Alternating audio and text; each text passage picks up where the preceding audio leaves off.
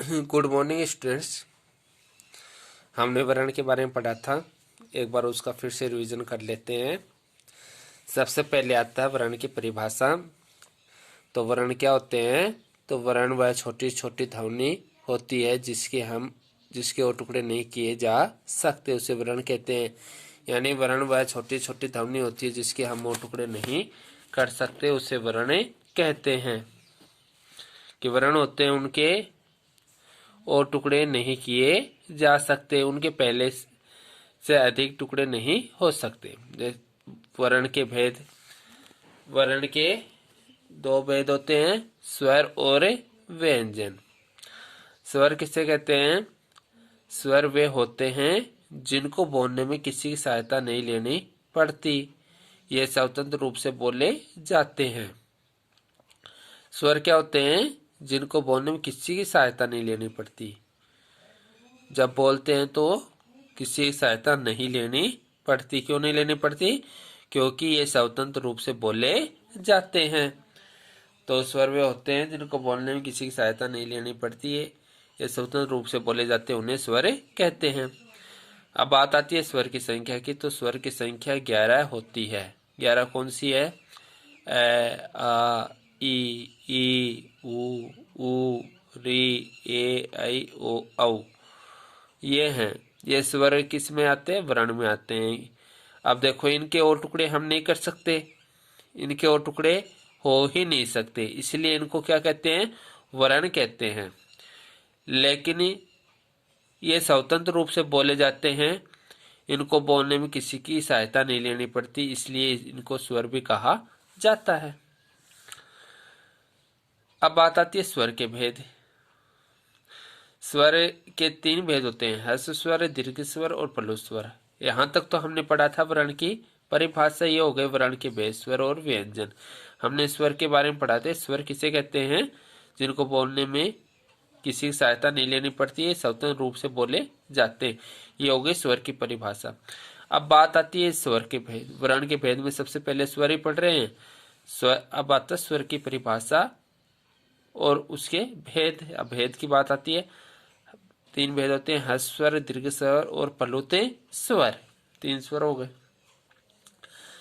अब सबसे पहले स्वर के भेद में हम पढ़ते हैं पहला भेद स्वर का, ह्रस्व स्वर। जिन स्वरों को बोलने में कम समय लगता है उन्हें ह्रस्व स्वर कहते हैं। यानी जब हम स्वर का उच्चारण करते हैं और उनको बोलने में समय कम लगता है, उन्हें ह्रस्व स्वर कहते हैं। ह्रस्व स्वर की संख्या 4 होती है। 4 कौन सी है? ए ई उ और री। इनको बोलने में समय कम लगता है, इसका इनको नाम दे दिया ह्रस्व स्वर। दूसरा आता है दीर्घ स्वर।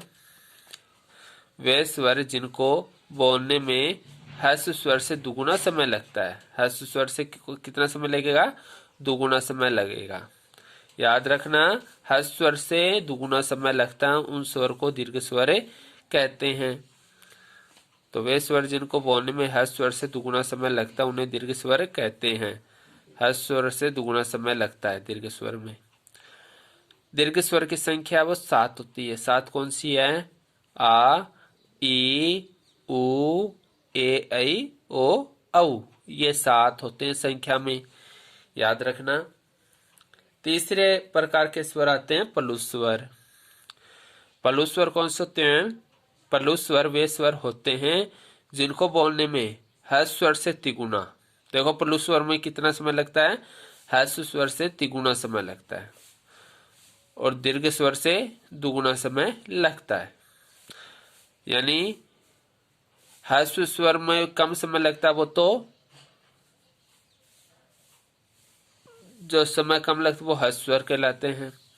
दीर्घ स्वर कौन से होते हैं? दीर्घ स्वर वो होते हैं जिसमें ह्रस्व स्वर से दुगुना समय लगता है और तिगुना समय लगता है ह्रस्व स्वर से, वो स्वर कौन से कहलाएंगे? प्लुत स्वर। या इसको ऐसे भी कह सकते हैं, दीर्घ स्वर से दुगुना समय लगता है, उन्हें प्लुत स्वर कहते हैं। यानी प्लुत स्वर को कितना समय लगेगा? ह्रस्व स्वर से तो तिगुना लगता है और दीर्घ स्वर से दुगुना समय लगता है। प्लुत स्वर को ऐसे दर्शाया जाता है, ये ऐस का जो उच्चारण करते हैं वो ऐ आता है, ये दिखाई देने में तो एस लग रहा है, लेकिन ये एस नहीं है। इसको उच्चारण में क्या बोलते हैं? ए बोलते हैं, ए। तो पल्लू स्वर को ए से दर्शाया जाता है, इसको ए बोलते हैं। जैसे भैया, ओम। तो जब हम भैया बोलते हैं तो उस समय तो कम समय लगता है, लेकिन जब इसको ऐसे करके बोलते हैं भैया, तो इसमें समय ज्यादा लगता है। ऐसे ही जब हम ओम का उच्चारण करते हैं तो इसमें ए की ध्वनि आती है। ये एस की तरह आपको दिखाई दे रहा है, इसमें ए की ध्वनि आती है, इसको ए बोला जाता है, ओम। तो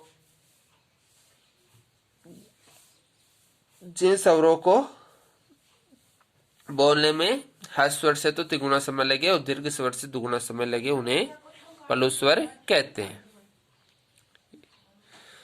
अब बात आती है व्यंजन की। तो वर्ण के हमने दो भेद की बारे में पढ़ा था कि वर्ण के दो भेद होते हैं, स्वर और व्यंजन। तो हमने स्वर के बारे में तो पढ़ लिया कि स्वर किसे कहते हैं?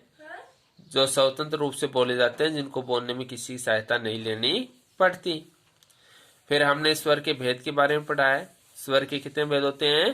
3, ह्रस्व, दीर्घ और प्लुत स्वर। और हमने इन तीनों के बारे में पढ़ लिया, ह्रस्व स्वर के बारे में, दीर्घ स्वर के बारे में और प्लुत स्वर के बारे में। अब आते हैं व्यंजन, कि व्यंजन किसे कहते हैं। तो व्यंजन वे वर्ण होते हैं जो स्वर की सहायता से बोले जाते हैं। यानी व्यंजन को बोलने में किसकी सहायता लेनी पड़ती है? स्वर की सहायता लेनी पड़ती है।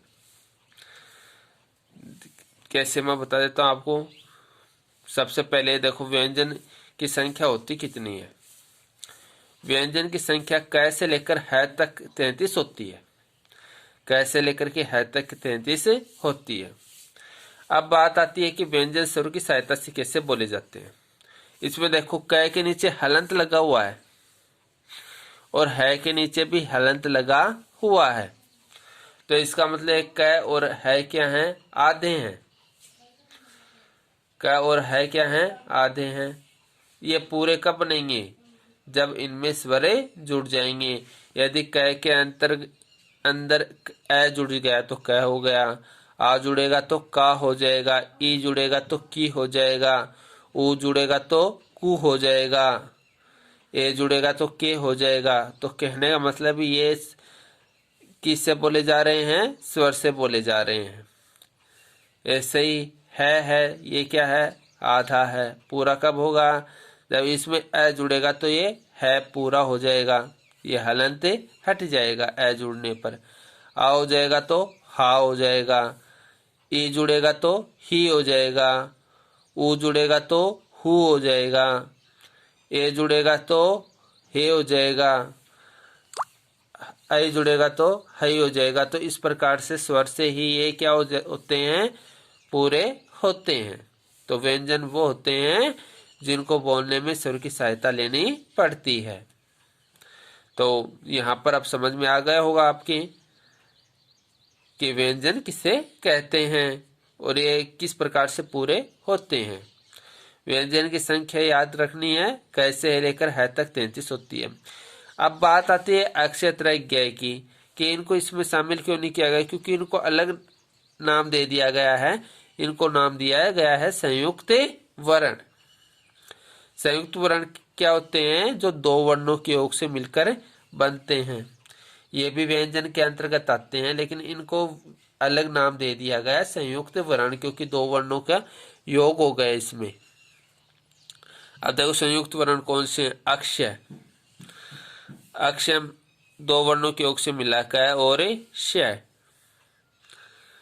त्रय, तय भी त्रय दो वर्णों के योग से मिलकर बना है, तय और रय। ज्ञ है, ये भी दो वर्णों के योग से मिलकर बनाया है, जय और न। श्रय है, ये भी दो वर्णों के योग से मिलकर बना है, शय और रय। तो ये दो वर्णों के योग से मिलने के कारण इनको कहा जाता है संयुक्त वर्ण। तो संयुक्त वर्ण वो होते हैं जो दो वर्णों के योग से मिलकर बनते हैं, उन्हें कहते हैं संयुक्त वर्ण।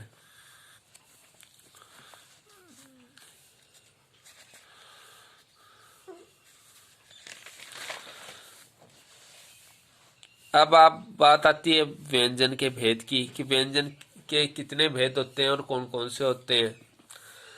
तो व्यंजन के 3 भेद होते हैं। 3 भेद कौन कौन से होते हैं? स्पर्श व्यंजन, अंतस्थ व्यंजन और ऊष्म व्यंजन। ये 3 भेद होते हैं, स्पर्श व्यंजन, अंतस्थ व्यंजन और ऊष्म व्यंजन। तो स्पर्श व्यंजन किसे कहते हैं? जिन वर्णों का उच्चारण करते समय जीभ मुख के विभिन्न भागों को स्पर्श करती है उन्हें स्पर्श व्यंजन कहते हैं। कि वर्णों का हम उच्चारण करते हैं और उच्चारण करते समय जीभ है वो मुख के विभिन्न भागों को स्पर्श करती है, यानी मुख के कई भागों को वो छूती है, उन्हें स्पर्श व्यंजन कहते हैं। स्पर्श व्यंजन की संख्या कितनी होती है? तो स्पर्श व्यंजन की संख्या क से लेकर म तक 25 होती है। क से लेकर म तक इनकी संख्या कितनी होती है? 25 होती है। स्पर्श का अर्थ क्या होता है? छूना होता है। स्पर्श का क्या अर्थ होता है? छूना होता है। तो जीभ है मुख के विभिन्न भागों को छूती है। जिन व्यंजन का हम उच्चारण करते हैं तो जीभ क्या करती है? मुख के विभिन्न भागों को छूती है, उसे कहते हैं स्पर्श व्यंजन। अब आता है अंतस्थ व्यंजन। अंतस्थ व्यंजन किसे कहते हैं? जिन वर्णों का उच्चारण करते समय जीभ मुख के विभिन्न भागों को पूर्णतः स्पर्श नहीं करती, यानी पूरी तरीके से स्पर्श नहीं करती। हम व्यंजन का उच्चारण करते हैं और जीभ हम मुख के विभिन्न भागों को पूरी तरीके से स्पर्श नहीं कर पाती, उसे कहते हैं अंतस्थ व्यंजन। अब आता है अंतस्थ व्यंजन की संख्या। तो अंतस्थ व्यंजन की संख्या 4 होती है। कौन सी? य, र, ल, व। एक बार फिर से देख लो अंतस्थ व्यंजन की परिभाषा। जिन वर्णों का उच्चारण करते समय जीभ मुख के विभिन्न भागों को पूर्णतः स्पर्श नहीं करती, पूरी तरीके से स्पर्श नहीं करती। स्पर्श का मैंने अर्थ बताया था अभी छूना। तो जब पूरी तरीके से नहीं छूती उन्हें अंतस्थ व्यंजन कहते हैं। और अंतस्थ व्यंजन की संख्या कितनी होती है? 4 होती है। य, र, ल, व। और सबसे अंत में आता है ऊष्म व्यंजन। तो जिन वर्णों का उच्चारण करते समय जीभ की रगड़क के कारण ऊष्मा पैदा होती है। वर्णों का हम क्या करते हैं? उच्चारण करते हैं और उच्चारण करते उस समय जीभ के रगड़क के कारण ऊष्मा पैदा होती है। अर्थात जिन वर्णों का उच्चारण करते समय मुख से गर्म वायु निकलती है उसे ऊष्म व्यंजन कहते हैं। यानी वर्णों का जब हम उच्चारण करेंगे तो जीभ की रगड़क होगी, जीभ की रगड़क के कारण ऊष्मा पैदा होगी। वही बात यह है कि वर्णों का हम क्या करेंगे? उच्चारण करेंगे और उच्चारण करते समय मुख से क्या निकले? गर्म वायु निकलेगी, यानी जीभ की रगड़क के कारण ही वह गर्म वायु निकलती है और गर्म वायु को ही कहते हैं ऊष्मा। तो दोनों एक ही बात है। तो ये आपको ध्यान में रखना है कि वर्णों का उच्चारण करते समय जीभ की रगड़क के कारण ऊष्मा पैदा होती है। ऊष्मा होता है गर्म, ऊष्म व्यंजन का अर्थ होगा गर्म। तो वर्णों का उच्चारण करते समय मुख से गर्म वायु निकलती है, उसे ऊष्म व्यंजन कहते हैं। उस व्यंजन की संख्या कितनी होती है? 4 होती है। कौन कौन सी? श, श, श, है। तो ये 4 होती है उस व्यंजन की संख्या। तो आपको इसको पढ़ना है, याद करना है और जिसने अपनी नोटबुक में नहीं किया वो उनको अपनी नोटबुक में भी करना है। ये मैं इनकी फोटोकॉपी आपको भेज रहा हूँ। धन्यवाद।